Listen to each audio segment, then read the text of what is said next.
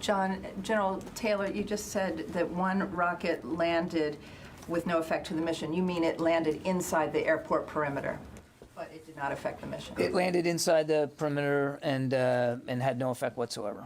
And these ISIS-K fighters or planners that you have targeted with drone strikes in the last few days, are any of them, were they released from the Bagram prison or from Policharki prison? Were they known combatants who were inside those prisons? I don't think we have that information.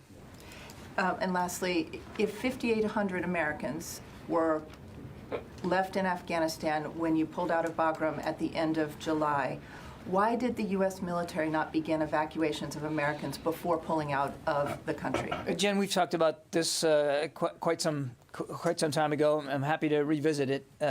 We were already baked into the retrograde plan way back in the spring, was the possibility for non-combatant evacuations and helping people get out. And we were in constant conversations with the Ghani government, as well as our colleagues across the interagency, about what that would look like and when would be the right time to do that. And in anticipation of it, well before the provincial capitals started toppling there towards the middle of August, Secretary Austin pre-positioned forces closer into the region to the degree of taking an entire Marine battalion off of the USS Iwo Jima and moving them ashore to Kuwait so that they would be ready. So this was something that we had been planning for and preparing for.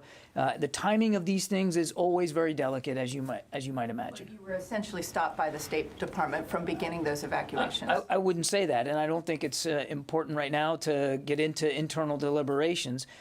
We were obviously still in close contact with the Ghani government, which was still, he was still the president of the country, and you have to be able to have those conversations too, because our expectation was that the Ghani government would stay in place.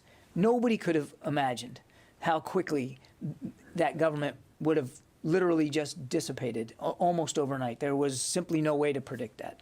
Idris. Can I just ask a couple of questions?